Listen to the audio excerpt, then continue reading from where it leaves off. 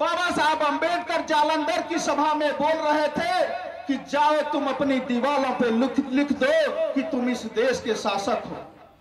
जाओ तुम अपनी दीवारों पे लिख दो कि तुम इस देश के शासक हो। लेकिन साथियों, जरा सोचिए, जरा चिंतन कीजिए, जरा मनन कीजिए कि बाबा साहब अंबेडकर जब इस बात को बोल रहे होंगे तो हमारे समाज के लोगों के पास दीवार भी नहीं रही, दीवार भी नहीं रही होगी जहां पर जाकर के हमारे समाज के लोग लिख सके कि हम इस देश के शासक हैं।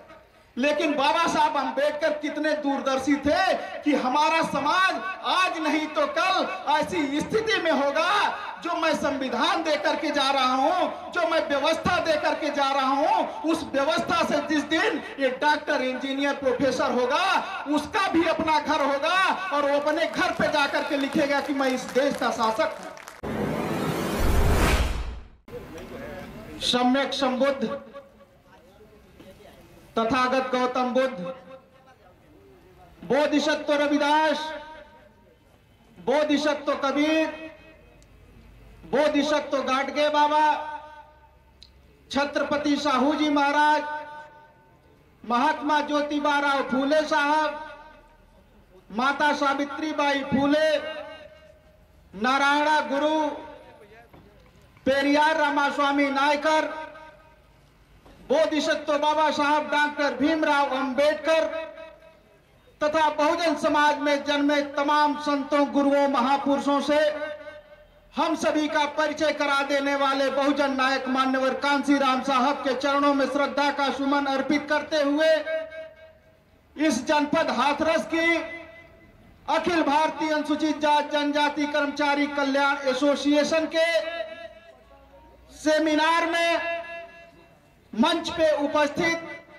अखिल भारतीय अनुसूचित जाति जनजाति कर्मचारी के कल्याण एसोसिएशन के राष्ट्रीय महासचिव और इस सभा के मुख्य अतिथि श्रद्धेय बुद्ध मित्र मुसाफिर सर, इस मंच को सुशोभित कर रहे प्रांतीय वरिष्ठ उपाध्यक्ष श्रद्धेय उमेश प्रताप सिंह दिनकर जी, इस मंच को सुशोभित कर रहे अलीगढ़ मंडल के अध्यक्ष श्रद्धेय पृथ्वी पाल सिंह जी, इस मंच पे आसीन आगरा मंडल के अध्यक्ष श्रद्धेय प्रमेंद्र सिंह जी, हमारे एसोसिएशन के राष्ट्रीय कार्यकारिणी सदस्य श्रद्धेय महेश बाबू आजाद जी, राष्ट्रीय कार्यकारिणी सदस्य श्रद्धेय विष्णुकांत अशोक जी, राष्ट्रीय उपाध्यक्ष श्रद्धेय डॉक्टर प्रमोद कुमार गौतम जी, राष्ट्रीय संयुक्त सचिव डॉक्टर राकेश कुमार गौतम जी,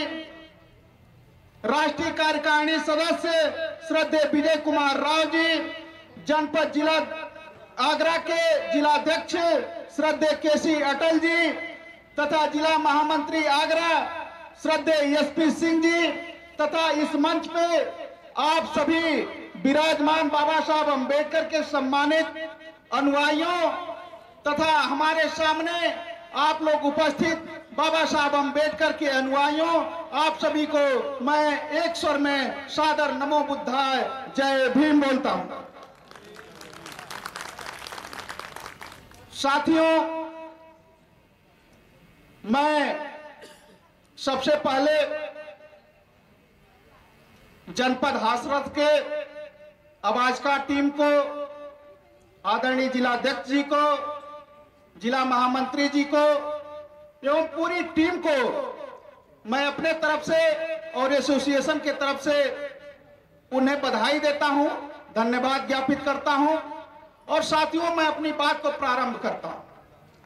साथियों, अभी हमारे साथी ने संविधान की बात कर रहे थे कि आज हम लोग जैसे भी सुरक्षित हैं, उसका केवल और केवल कारण है हमारा भारतीय संविधान, जिसको बाबा साहब अंबेडकर ने हमको दिया है। मैं एक कहानी के माध्यम से आपको इसकी ताकत समझाने का प्रयास करूंगा। साथियों, एक व्यक्ति था, अपने लड़के को पढ़ाया लिखाया, और जब पढ़ाया लिखाया तो लड़का पढ़ लिख करके क्लास 1 का अफसर बन गया। जब क्लास 1 का अफसर गया तो ये पिता जो था सोचा कि चले अपने बेटे से मुलाकात कर लें। जब पिता अपने बेटे से मुलाकात करने के लिए गए तो वहां ऑफिस में पहुंचते हैं और जाकर के चपरासी से बोलते हैं कि जाओ साहब से बोल दो कि तुम्हारे पिताजी आए हैं। चपरासी अंदर गया और अंदर जाकर के उस साहब से कहता है कि साहब आपके पिताजी आए हैं। वो जो बेटा था बड़े सम्मान के साथ अपने पिताजी को अपने चैम्बर में बुलाया और जब चैम्बर में बुलाया तो जैसे ही अपने पिताजी का पैर छूता है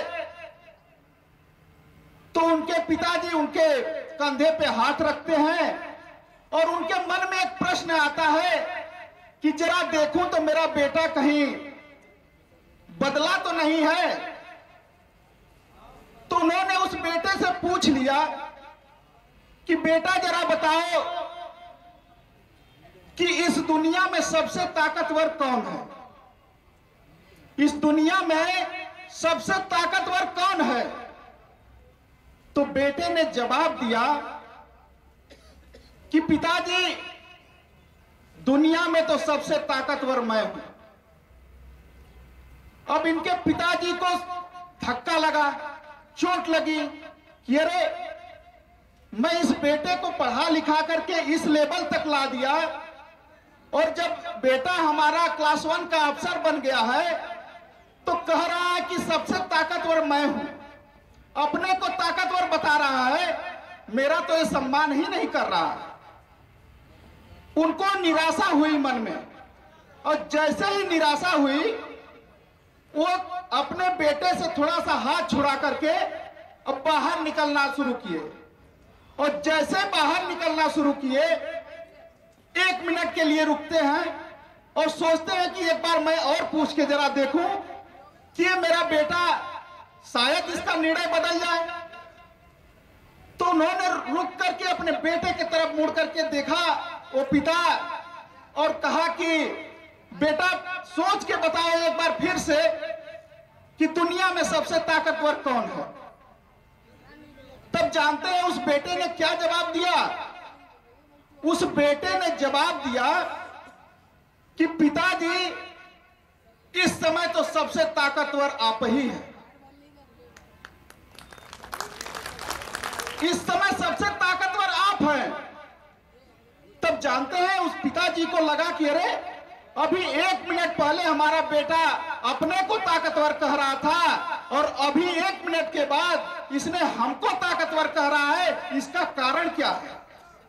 तो उन्होंने अपने बेटे से पूछ लिया कि बेटा अभी तो 1 मिनट पहले तुम अपने को ताकतवर कहे हो और 1 मिनट के बाद अभी तुम कह रहे हो कि मैं ताकतवर हूं, इसका मतलब क्या है, जरा मुझको समझा दो। तब उस बेटे ने पिताजी को एक सुंदर सा उत्तर दिया। वो उत्तर ये दिया कि पिताजी जब पहली बार मैं कहा अपने को ताकतवर, उस समय आपका हाथ जो है हमारे कंधे पर था, इसलिए उस समय ताकतवर मैं था। और जब आप थोड़ी दूर जाकर के मुझसे पूछे हैं, उस समय मेरे कंधे से आपका हाथ हट चुका था और वो ताकत आपके पास रह गई थी, इसलिए ताकतवर आप हो गए। यही चीज साथियों, भारतीय संविधान की ताकत जब तक हमारे साथ है तभी तक हम मजबूत हैं और जिस दिन भारतीय संविधान की ताकत हमसे हट जाएगी साथियों, उस दिन हमारी दुर्दशा क्या होगी ये हमको पता है। तो साथियों, हमको यही काम करना है कि भारतीय संविधान की रक्षा हमको अपने मरते दम तक, अपने जीवन के अंतिम क्षणों तक करनी पड़ेगी। तब जाकर के हमारी आने वाली पीढ़ियों को अच्छा एक समाज देकर के हम लोग जाएंगे। साथियों, आगे 1-2 बात और मैं आपसे शेयर करूंगा कि हम लोग जो लड़ाई लड़ रहे हैं, जो संघर्ष कर रहे हैं, ये चिंतन का विषय है कि हम लोग, ऐसा कभी नहीं हुआ कि हम लोग बाबा साहब अंबेडकर की जयंती नहीं मनाए। ऐसा कभी नहीं हुआ कि हम लोग बाबा साहब अंबेडकर का परिनिर्वाण नहीं मनाया। साथियों, हम लोगों के बीच में प्रांतीय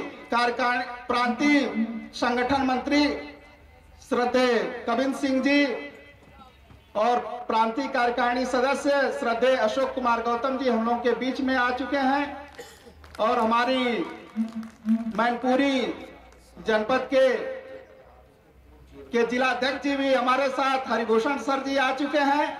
मैं इस मंच से आपका हार्दिक स्वागत अभिनंदन वंदन करता हूं। पूर्व चेयरमैन हाथरस अगम प्रेषद संघ जी, आप कृपया मंच पे आ जाएं, आपका स्वागत करता है ये मंच। तो साथियों, मैं ये बता रहा था कि ऐसा कभी नहीं हुआ कि हम लोग बाबा साहब अंबेडकर की जयंती नहीं मनाए। ऐसा भी कभी नहीं हुआ कि बाबा साहब अंबेडकर का परिनिर्वाण नहीं मनाए। ऐसा कभी नहीं हुआ। ऐसा भी कभी नहीं हुआ कि हम लोग संघर्ष नहीं किए। ऐसा भी कभी नहीं हुआ कि हम लोग आंदोलन नहीं किए। ऐसा भी कभी नहीं हुआ कि हम लोग सेमिनार नहीं किए। हम लोग सब कुछ किए साथियों, लेकिन ये सोचने का विषय है कि इतना कुछ करने के बाद हमारी जो आवाज है साथियों, ये बाहर क्यों नहीं जा पाती है। हमारी आवाज जो है हिमालय से टकरा करके दिल्ली क्यों चली आती है। हमारी जो आवाज है हिंद महासागर से टकरा करके दिल्ली क्यों चली आती है। हमारी आवाज जो है हमारी सीमाओं से टकरा करके हमारे दिल्ली क्यों चली आती है, ये हम लोगों को समझ में नहीं आया। ये चिंता का विषय है साथियों, ये चिंतन का विषय है कि इतना कुछ करने के बाद हम लड़ाई जीतते क्यों नहीं है, हम लड़ाई हार क्यों जाते हैं। ये चिंता की विषय है साथियों। मैं बताऊं साथियों, हम लोग क्यों ये लड़ाई हारते हैं, क्योंकि हम लोगों ने बाबा साहब अंबेडकर के अनुसार अपना काम नहीं किया। जैसा बाबा साहब अंबेडकर चाहते थे वैसा हम लोगों ने काम नहीं किया, इसलिए हम लोग साथियों आज अपनी लड़ाई को हार जाते हैं। जैसे मैं उदाहरण आपको दूं, बाबा साहब अंबेडकर जालंधर की सभा में बोल रहे थे कि जाओ तुम अपनी दीवारों पे लिख दो कि तुम इस देश के शासक हो। जाओ तुम अपनी दीवारों पे लिख दो कि तुम इस देश के शासक हो। लेकिन साथियों जरा सोचिए, जरा चिंतन कीजिए, जरा मनन कीजिए कि बाबा साहब अंबेडकर जब इस बात को बोल रहे होंगे तो हमारे समाज के लोगों के पास दीवार भी नहीं रही होगी। दीवार भी नहीं रही होगी जहां पर जाकर के हमारे समाज के लोग लिख सके कि हम इस देश के शासक हैं। लेकिन बाबा साहब अंबेडकर कितने दूरदर्शी थे कि हमारा समाज आज नहीं तो कल ऐसी स्थिति में होगा, जो मैं संविधान देकर के जा रहा हूं, जो मैं व्यवस्था देकर के जा रहा हूं, उस व्यवस्था से जिस दिन ये डॉक्टर, इंजीनियर, प्रोफेसर होगा, उसका भी अपना घर होगा और वो अपने घर पे जाकर के लिखेगा कि मैं इस देश का शासक हूं। लेकिन साथियों, गलती हम लोगों ने क्या किया कि बाबा साहब ने कहा कि जाओ अपनी दीवारों पे लिख दो कि तुम इस देश के शासक हो। लेकिन जैसे ही बाबा साहब अंबेडकर के संविधान से हमको पढ़ने का अधिकार मिल गया, हमको लिखने का अधिकार मिल गया, हमको नौकरी करने का अधिकार मिल गया, हमको एमपी बनने का अधिकार मिल गया, हमको एमएलए बनने का अधिकार मिल गया और हमको नौकरी करने का अधिकार मिल गया। जब इतने सारे अधिकार हम लोगों को मिल गया तो हम लोगों ने क्या काम किया साथियों, हम लोगों ने बाबा साहब अंबेडकर के उल्टा काम करना शुरू किया। हम लोगों ने बाबा साहब अंबेडकर के उल्टे काम करना शुरू किया। जैसे ही नौकरी करते हुए हमारे पॉकेट में पैसा आया और जैसे ही पॉकेट में पैसा आया साथियों, हम लोगों ने बाबा साहब अंबेडकर के अनुसार सुंदर सा घर बनवाया, सुंदर सा घर बनवा लिया। लेकिन साथियों जानते हैं हम लोगों ने गलती क्या की? हम लोगों ने गलती यही किया साथियों कि जिस घरों पे लिखना था कि हम इस देश के शासक हैं, उन घरों पे जानते हैं साथियों हम लोगों ने क्या लिखा, कैसे बाबा साहब अंबेडकर के उल्टे काम किया। वो घरों पे साथियों हम लोगों ने लिखने का काम किया, जय माता दी, ओम नमः शिवाय, धन धन सतगुरु एक तू ही सहारा। यानी जिसका सहारा था, जिसके बन करके बैठने लायक हो गए, हम कुर्सियों पे बैठने लायक हुए, हम उनको क्रेडिट न दे करके साथियों हम दूसरे व्यक्ति को क्रेडिट देना शुरू किए, इसीलिए हमारे समाज का सत्यानाश हो गया। हमारे समाज का सत्यानाश हो गया साथियों। अब बाबा साहब अंबेडकर हम लोग को जो अधिकार दिलाए हैं, जो आरक्षण की व्यवस्था दिलाए, उसमें कहते हैं कि हम हिंदू नहीं हैं, हम हिंदू नहीं है, लेकिन ये पूरा समाज हमारा हिंदू बन करके आंदोलन चलाता है साथियों। इसीलिए हम लोग आज बाबा साहब अंबेडकर के उस आंदोलन को सफल नहीं कर पा रहे हैं। तो हमारा केवल उद्देश्य ये होना चाहिए साथियों, मैं ज्यादा नहीं कुछ बोलूंगा इस मंच से, क्योंकि इस मंच पे श्रद्धेय बुद्ध मित्र मुसाफिर सर हैं, धूप बहुत ज्यादा लग रही है, आप लोगों को आपको ज्यादा से ज्यादा सुनना है, और निवेदन मैं करूंगा कि आप लोग ज्यादा से ज्यादा आप लोग सुन करके ही जाइएगा, तब जाकर के आप अच्छे समाज का निर्माण कर पाएंगे साथियों हमको यही सिर्फ करना होगा कि हमें भारतीय संविधान को बचाना होगा। हमें जो बाबा साहब अंबेडकर ने आरक्षण की व्यवस्था दी है, उस व्यवस्था को बचाना होगा। और हमें एक काम और करना होगा कि बाबा साहब अंबेडकर ने हमें जो धम्म का मार्ग दिया, तथागत बुद्ध का जो मार्ग दिया, उस मार्ग को अपनाना होगा। और केवल अपनाना नहीं होगा, उस पर अमल भी करना होगा, तब जाकर के हम अच्छे समाज का निर्माण कर सकते हैं और आने वाली पीढ़ी को अच्छा समाज देकर के जाएंगे साथियों। इन्हीं चंद शब्दों के साथ मैं अपनी वाणी को विराम देता हूं। नमो बुद्धाय, जय भीम।